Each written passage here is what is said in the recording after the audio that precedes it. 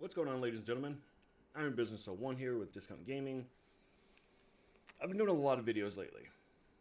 So I'm going through content, what I want to make, what I don't want to make, thoughts, opinions, blah, blah, blah, blah, blah. And I came across one, I've had this opinion for a while. We've talked about it on the show quite a bit, in like past episodes with the podcast and the talk show and stuff. And I really want to kind of hammer this home, especially after the whole Cyberpunk 2077 thing. It's that, my opinion is that modern day gamers as we know them today, are essentially bitches. Now, let me go through and give my opinion on why I think this is before you start getting all huffy and puffy and hitting the dislike and spamming comments and whatever else. So, I grew up in what I consider the golden age of gaming. The NES was out, then the SNES, and then, so on and so forth.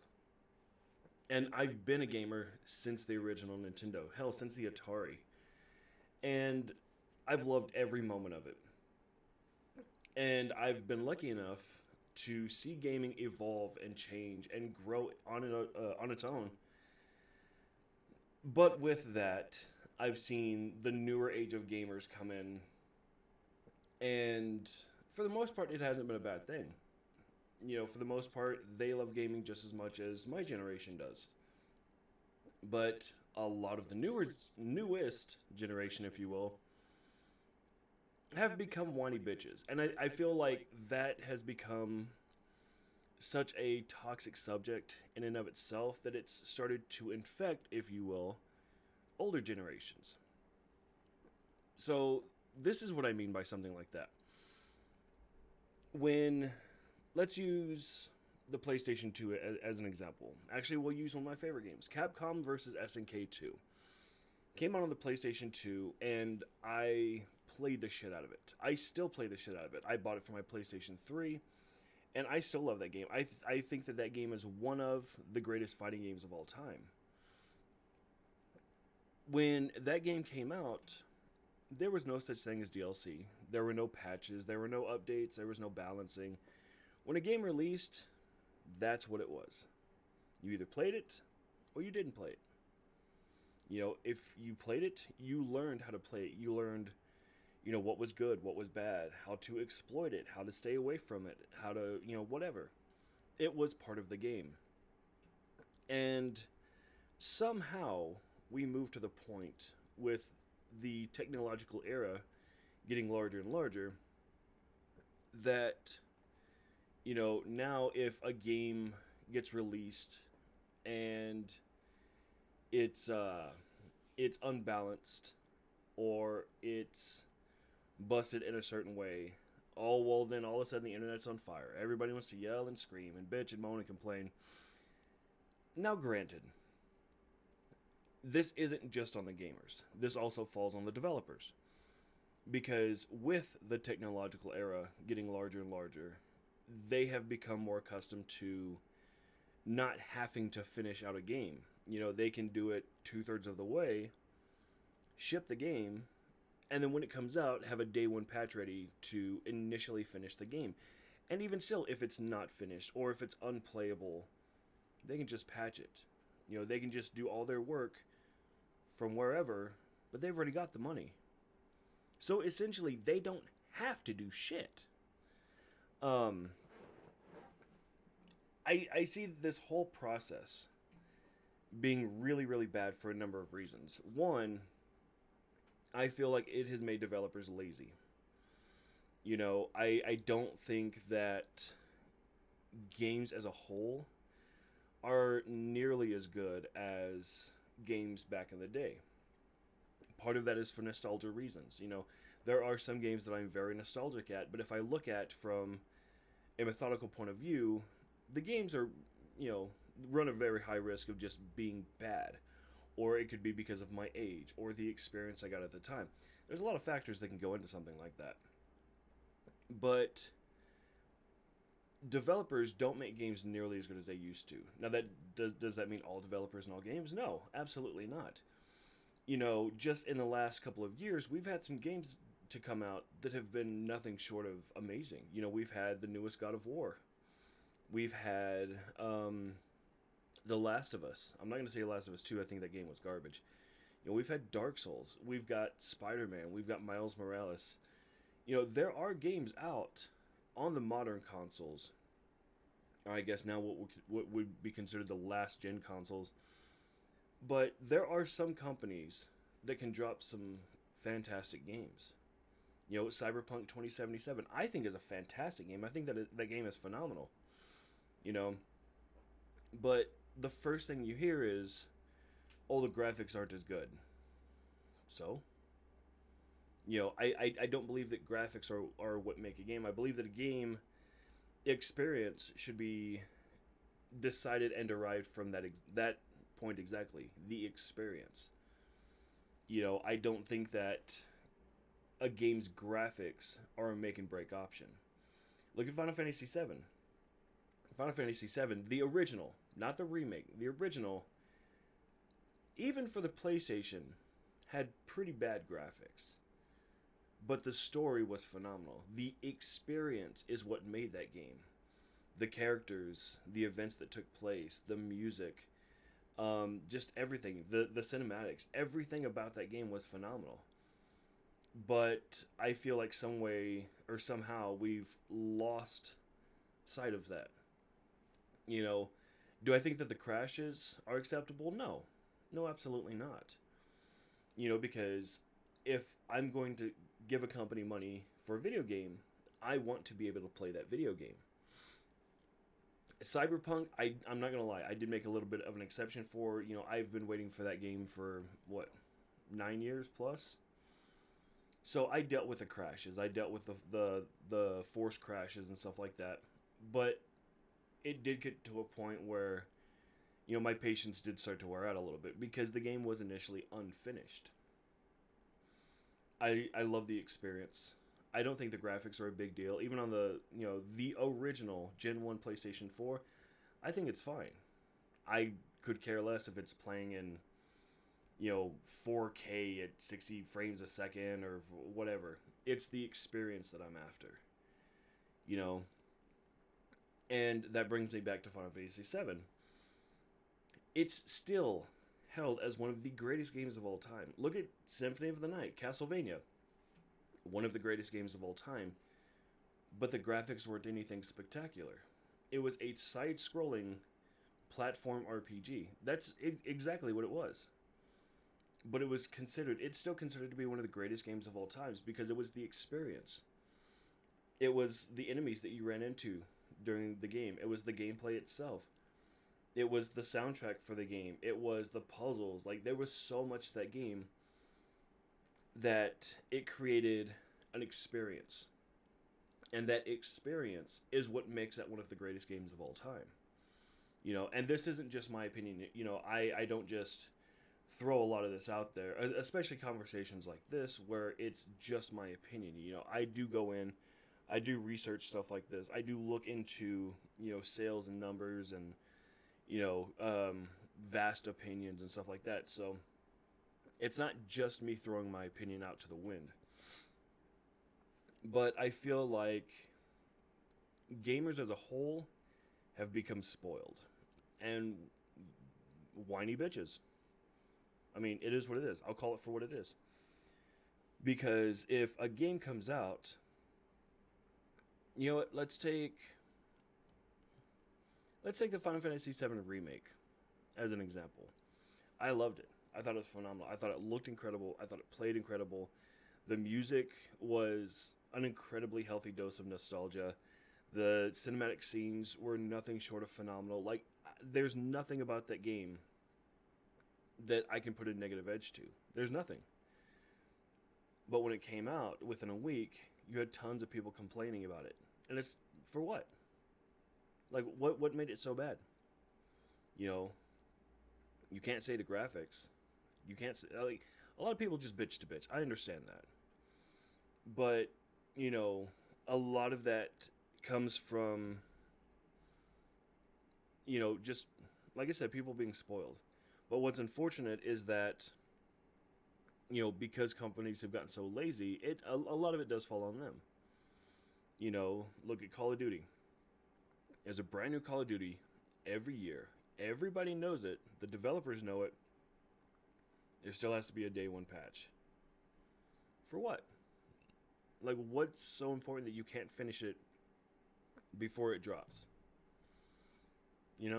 Now, don't get me wrong. This is just speaking from my personal opinion.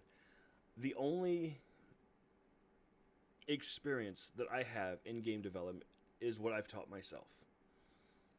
I have, tried to create my own video game a number of times. I've tried a lot of different platforms. I've learned programming and story building and character development, all that. I've learned all of that. But I don't know it on a scale as mainstream as what it is today. This is just me and what I've taught myself. But to be fair, these companies like EA or Activision or Ubisoft or whatever, while some of these games are incredible and some of these companies put out some absolute bangers, they're running on a much larger scale with a much larger budget than just me. So why is it, or rather why has it become the norm that a company announces a game, does development start to finish, but they're not able to finish, but they still drop the game? We've complained about it enough, but it's become the norm. It's become the thing for a company to do. Let's bring up another game, Street Fighter V. I love I've always loved Street Fighter. I'm a diehard Street Fighter fan. But when Street Fighter V came out, no lie, that's the game that made me buy a PlayStation 4. Was that game specifically. I traded in my PlayStation 3s. I had two of them at the time. I had a ton of games and controllers and all that stuff. And I traded all of it in, sold it, got my first PlayStation 4. It was the Last of Us edition. They came with a copy of the remastered game. In fact, I still have my redeem card for The Last of Us and the original box for it.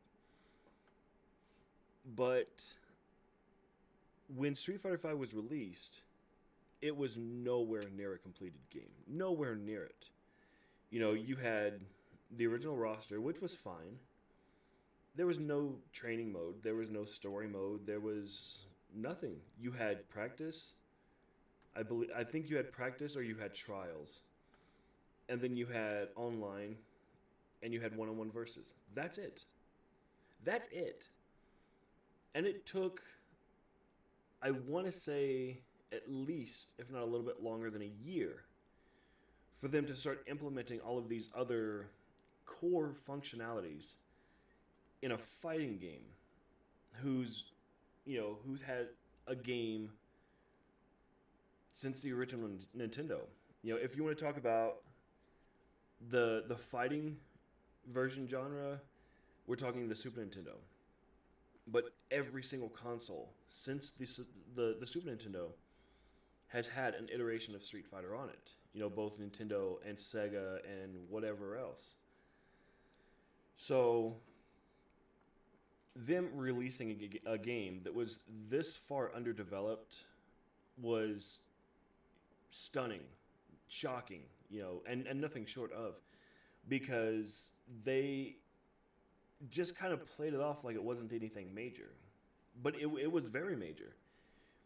Because when you get these games, you expect them to be complete. You expect to be able to put them in with or without an internet connection and play all the way through and have enough entertainment to make it feel like you've gotten your $65 worth.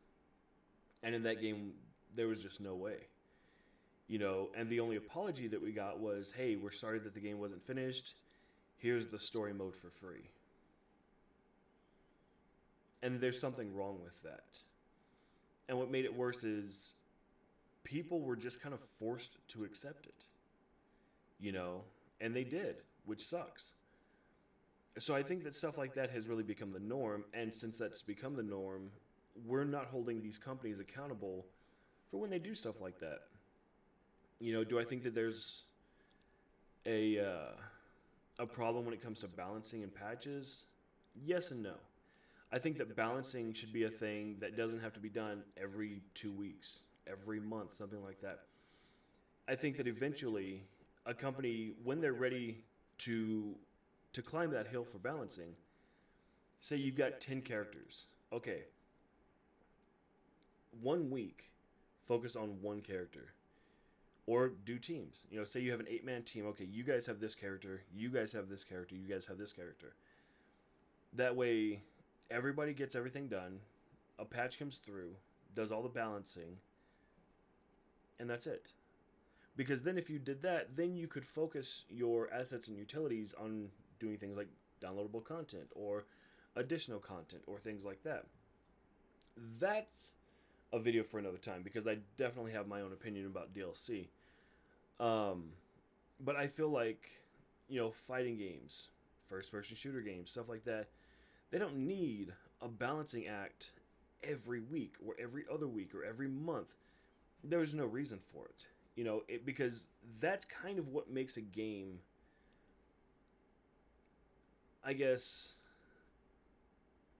more explorable, if you want to follow that route. Because, again, back on like the PlayStation 2, there weren't patches. Like, if you bought a game, that's it. That was the game. All of it. You weren't going to get a patch. You weren't going to get a balance. You weren't going to get an update. Nothing. So you learned what worked, what didn't. You learned, okay, if I use like this gun and somebody's using this gun, this one's better, but I know why. And I think that taking that away from our players now is just a redundancy check. I really do. Because if you're going to do something like that, just go the easy route. You have 5 different guns. They all have the same firing speed. They all have the same bullet capacity. They all have the same range. Just do 5 of the exact same thing, different skins. Initially, that's what you're doing. I don't think that in a game like Call of Duty, I don't understand the purpose of balancing. Some guns are stronger than others. Some guns fire faster than others. Some guns have longer range. Yeah, learn the one that works for you. It's that simple. But gamers today have become so catered to and so biased that if they don't get what they want, well, then they're going to start boycotting and bitching and moaning and complaining like a bunch of little brats. And that's exactly what's happened to the gamer community. And I as a gamer that grew up in what I considered the golden age of gaming, I think it's bullshit. I really do.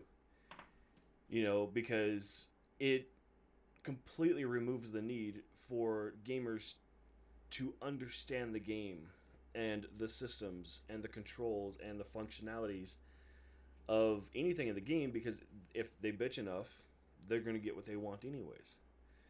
So, and again, this is not taking any blame off of the developers. They play their own part in this. But I'm going to wrap it up there. This video is going on about 20 minutes long. Guys, let me know what you think. In all honesty, if you're just going to spam my comments, I'll save you the time now. Don't bother. I'm not going to respond. But if you're going to come in and leave a comment, with a legitimate point to it or a legitimate question, I will be more than happy to talk to anybody about that. I would be ecstatic to. If I somehow get enough questions or comments, I would love to make a video, reading y'all's comments or questions and giving my response to them. Eventually, I do plan on making a video on why I think developers have gotten as lazy as they have. I also plan on making a video on why I think that DLC is some of the biggest bullshit that we've ever had. But those will be later on, guys. If you want those sooner, please let me know in the comments below. As always, don't forget to like, comment, and subscribe for whenever we put out new content. Guys, I'm IronBusiness01. Please be good humans. We'll see y'all later.